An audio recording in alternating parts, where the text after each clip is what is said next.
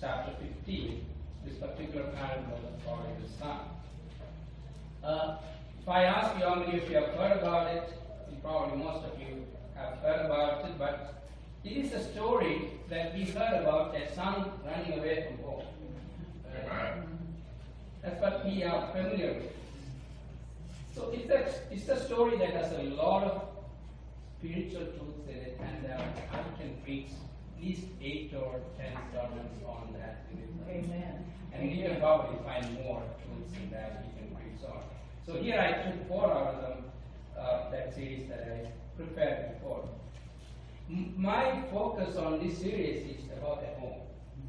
A home. A home. A home that we all are invited to be part of, and we are all part of. There is a home that is incomplete without one of us. Mm-hmm. Even if one is missing, that home is incomplete. So that is what I will be focusing on, and the 4 Sundays I will be preaching on 4 different aspects of it.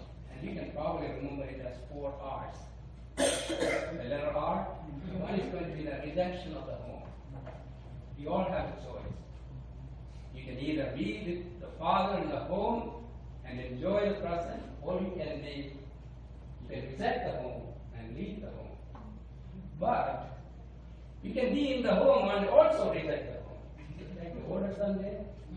He was with the Father, but he was as good as being away from the home because he did not enjoy anything that he was available to enjoy. So he was not doing. So the rejection of the home this Sunday, and then the remembrance of the home next Sunday, and the following Sunday, the 3rd Sunday, I'll be preaching on the return to home.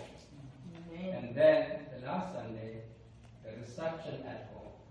So you can, if you want to remember it, it's the 4 R's, and then you can follow that in that sequence.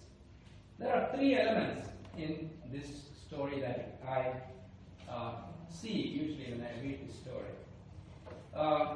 What is the story about? And the mom was teaching this 4-year-old daughter about the story of the prodigal son. So she told her that the young son had taken his inheritance and then left home and ran away from home, living it up until he had nothing left. Finally, when he couldn't even eat as well as the pigs, he thought about his home and his father, and he returned, who welcomed him. So when she finished telling her the story, she asked her daughter what she had learned in that story. After thinking for a moment, she said, "Never leave home without your credit card." So,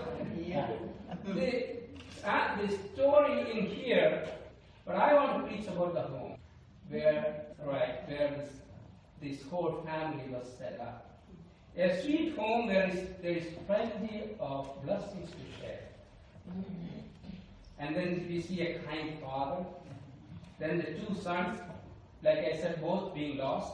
The return of this son back from his trip to a faraway land. The rejection of home, let me tell you about the parables. The parables are, like I said, these are stories, common stories. And the word parable came from some kind of a Greek word that says parallel.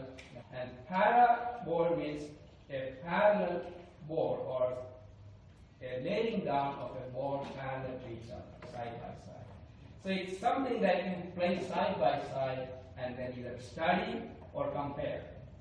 So each of these stories that Jesus said as parable, we call parable, has a parallel story, a spiritual story next to it.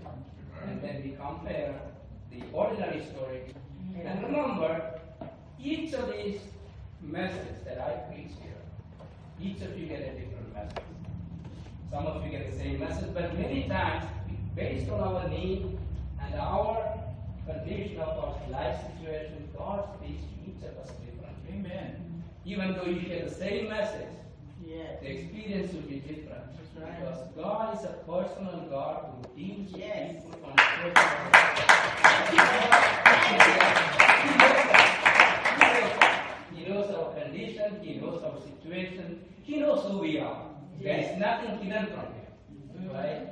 So we will look at that. So the parable is a story that is like a parallel story that we will study side by side. And also remember the parable must be studied in context.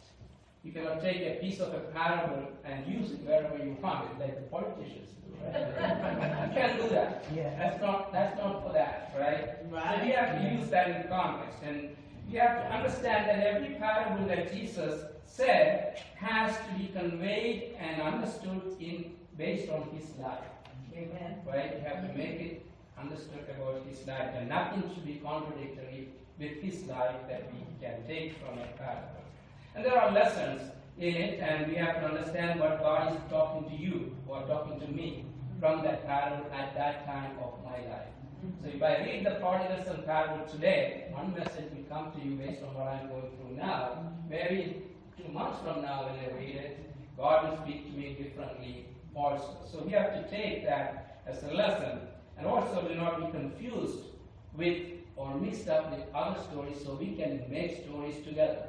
That's not going to be, that's not going to work either, right? So I was reading about the guy who was talking about the hidden part. I don't know if you read about the parable of the hidden part. And he was using it to explain how to make money on real estate investment. Because it talks about a guy who actually sold his land and then bought this particular land where there was a hidden part. It's not that God is asking you to go and sell your home and buy a property. It's not about real estate investment. So we have to take the spiritual meaning out of it and not to use it for our personal gain. Amen. Amen. Keep that in our mind as we listen to this, right?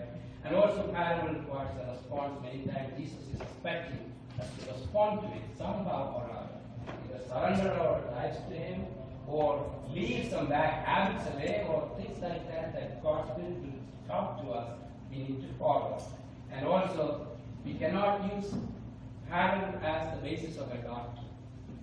Don't do that, because there's a funny story, it's probably not true, that the donkey in that Good Samaritan who actually rode the donkey while he was tending to the person on the 4 legs of the donkey is the 4 pillars of the faith. I don't believe so. You cannot preach like that. So you cannot make doctrines out of a parable either. So we need to be very careful when we understand it. When we hear people talking on TV and radio, be very careful, right? What they teach about. So the whole story here is a man had 2 sons. For those of you who are not very familiar with the story, the younger son said to his father, "Father, give me my share of the estate." So he divided his property between the 2 boys. Not long after, the younger son got together all he had and set off to a distant country, and there he squandered his wealth in wild living. He had spent everything and ended up with no money. And finally found himself working for a pig farmer, eating the food that was left for the pigs. So you can see how horrible and how difficult his life came out to after he squandered all his money. So one day he came to his senses and remembered the home. With a loving father who had plenty to eat, so he got up and returned to his father's home. Then he asked for forgiveness to the father. The father takes him back with joy and celebration with a great dinner. Then the older brother, who was living with the father at the time, got angry at this. And the father says, "Son, you have been always with me, and everything I have is yours, and we need to celebrate and be glad, because this brother of yours is dead and is alive again. He was lost and is found." That is the gist of the story. For 22 verses, then I have to read it to convey the story, so I made it a little condensed. This is one of the beautiful stories that George Murray, the preacher, said that the most divinely tender and most humanly touching story ever told on earth. That's why he can preach and preach and preach on this parable. So the rejection of home, like I said, is a choice that you and I make on a regular basis in our life. We know the rebellious son, he was bold enough to ask for his share of the inheritance while his father was alive. in the Jewish tradition and also in some of our Eastern tradition, India and where we come from, you don't really divide the wealth of your parents while they're alive. They usually leave a will. And then, after their death, we actually divide the wealth. That's the tradition that the Jewish people had at the time. So when a father is alive, the son going and asking him to give me my share, what does that mean? The son probably thought, I wish the father was not here anymore. That is something that we can read into. Like, he didn't like the presence of the father for some reason. So he went and asked him, give me my share, so I can do whatever I want to do with it and go away from it. He did that. So pretty much he didn't like the presence of the father, one way or other, pretty much, and he asked for it. But the father gave him what he asked for. That is also the love of the Father that we see. Our Heavenly Father is a loving God. Amen. He gives us what we ask, but sometimes we don't know what we ask. Right? Amen. That is where we get really wrong. We think something is good for us, but God knows it's better than that. Right? So if God asks you to wait, let's wait. It should be better than hurrying up and running away from home, right? Amen. So after he left the home and before his father is dead, and out the door and down the road as far as he can get away from home. And then he spends all his money. A lot of friends say you have money. I don't have to tell you that, right? When you have money and you can spend all that money without any restrictions, you have a lot of money. Amen. But when you have left with nothing, what you have no friends, and you are struggling. But remember, when we find ourselves, regardless of our fault, or what we did wrong, or what others did wrong to us, there is a home, and we can always go back. It's a beautiful home, regardless of our condition. That home is waiting for you to come back. There's a loving Father who will take you as if nothing had happened. That's right. That's the beauty of this home. So the rejection of home happens to all of us. Like I said, sometimes we think we know better than God.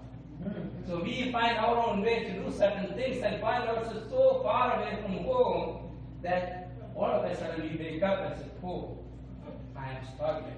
I don't have anybody to lean on to. What do I do now? It didn't happen just to us. It happened there. First people, they were placed in the most beautiful and plentiful location of the garden that everybody can ever imagine. But they chose to reject God and not to obey Him. In fact, they rejected God. And they didn't like His presence. When God used to come to the garden of Eden, they were excited in the beginning. But then they decided to go against Him. What happened? They went hiding. Then God came to them. So they didn't like the presence of God. That's what happens when we go on our own. We don't like to be around God's people. We don't like to be in church. We try to do our own thing, and finally we end up in a lot of trouble. We see that a lot. We see that a lot. But that is not the end of the story. Jesus came to this world to change that story around. God the Father sent His only Son, that nobody will be lost. Anyone who believes in Him will have eternal life. Amen. So there is no background check, there is no history check, where you have been, what you have done, or what you have said, there is no credit check. He will take you back as if you are the son that He was looking for, right? Amen. Having another son in the home doesn't make that home complete. Right? You have two sons. Yeah, one is gone, I can be happy with one. That is not the case. Missing even one of us, one of the least in this world, makes that home incomplete. That's why God sent His Son to this world, His only Son. If I were the only sinner in this world and you were all the saints, God would have sent His only Son just to save me. Amen. Right? Jesus said that in the parables before, in this chapter. He said there was a guy who had a man who had 100 sheep, and one of them got lost. Yeah. He left all of those 99 searching for that one sheep. Amen. And then he also said a parable in that same chapter about 10 coins. A woman had 10 coins, and one was missing. And then she left all that 9 and searched for that one coin until she found it. Yeah. She had a big celebration. Yes. Yeah, friends, God is not happy with when even one of us is missing. He does not count you out because the world might. But God, everybody is unique and valuable, and the heavenly home is incomplete with each one of us when we are lost. So when a person or society goes away from God, it is not a human society anymore. We cannot live without God's presence in our lives, in our social lives, in our national lives. We need God back into our politics. We need God back into our government. We need God back into our schools more than ever.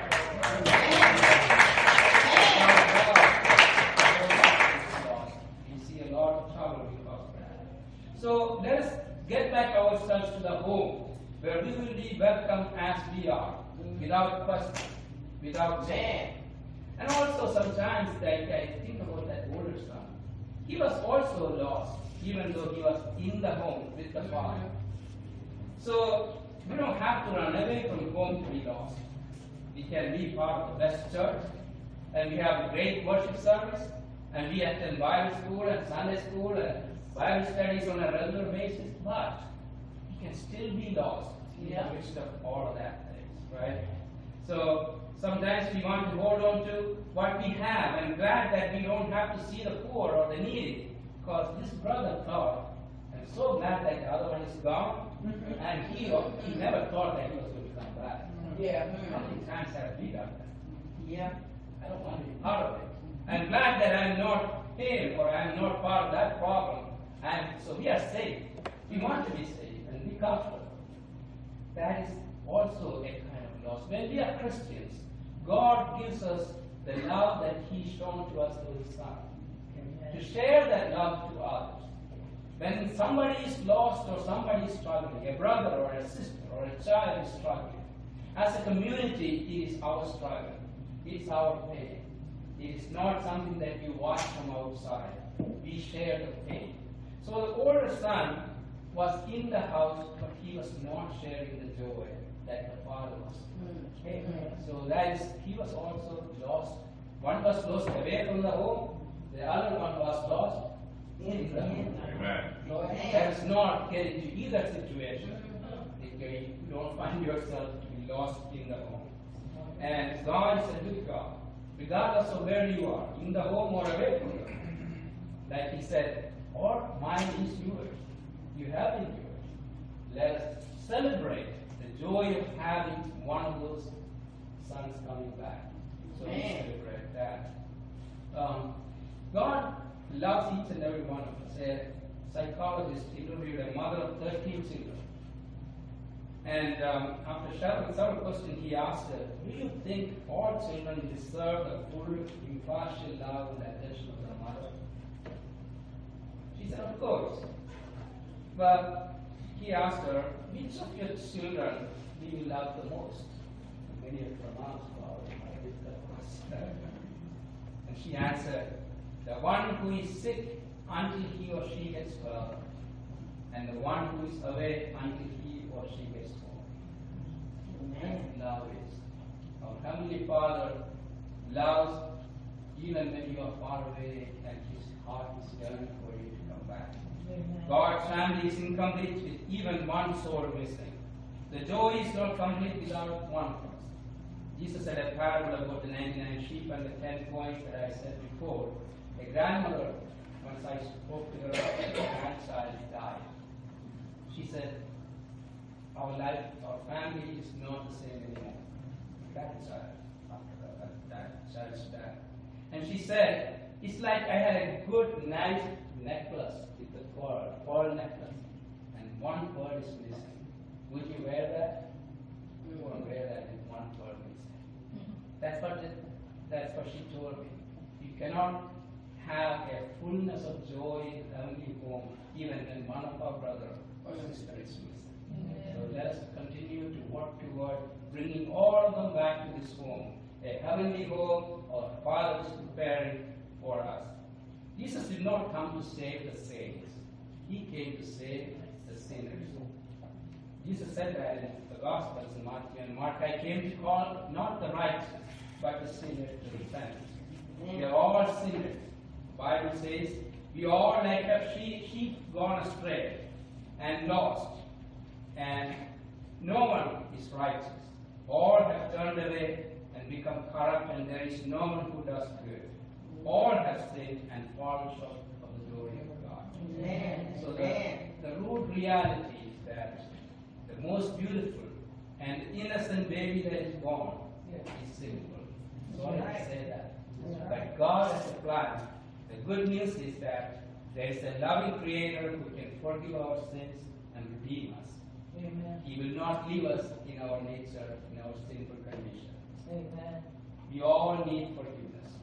We all need forgiveness. This is a story that I read recently in Spain. A father and a son had an argument. So finally, after it was going for a while, the son was named Paco. It's a common name in Spanish. And he decided to leave. And they had a big argument, and the son left.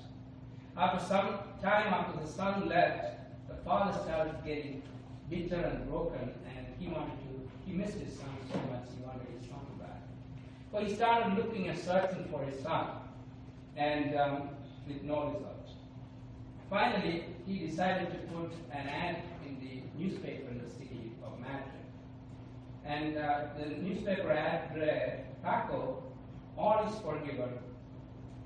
I miss you, your father. Please meet me at the newspaper steps tomorrow. With love, your father. So, on that particular day that he put in the newspaper, he went to the newspaper steps, office steps, and he found that over 800 Pacos showed up. It's a common name, too. That tells me something. This is a true story. I don't know if it's 800 or not, but that may be an exaggeration. But a lot of Pacos showed up. A lot of people are lost. It is more than what we would like to think or like to know. A lot of people are lost in this world. Everybody needs a Savior. Until that happens and redemption happens in our lives, God's family is not complete. God the Father wants us to be saved and be returned to Him. The Father is waiting to receive you back. He has plans for a party when you return. He has plenty of blessings at home where you will have joy and peace you can enjoy with Him. I will close with one more story. In the 1920s, the University of California at Berkeley was playing Georgia Tech, college football and Rose Bowl. And Roy Riggles, I don't know, it's an old player. You can still look it up. It's the story that you can read about him. He is a great player, a California defender. He ran about 65 yards in the wrong direction, and then they lost the game. That's very bad. From that day onward, you know how cruel the fans are? They give you names, something like that happens. So the people started calling him wrong way Riggles. So every time when he gets in the court and they start playing, somebody would call his name. Oh, here comes wrong way Riggles. So he had a name that was put on him. But years afterward, whenever he was introduced, people would call his name. You're the guy who ran the wrong way and was So he was named. What that struck me with is that sometimes our failures, everybody fails, everybody has weakness. But then we get stuck with a name sometimes, a label. Yeah. Mm-hmm. The world puts a label on it. But that is not what God does. He never puts a label on you because He looks at you as His own child. No matter how much sinful your life is, He can redeem us. We may have names or labels that carry with us. But the good news is that there is a home you can return to where you will be accepted for who you are and without looking at your label. No matter where you have lived, no matter where you have been or done, no matter how discouraged or disappointed you are, if you have a past that haunts you with guilt, or a present that threatens your future, you can always return to that home and start on a clean slate. If you are in one of those situations, please, this is the day. Come back to this home.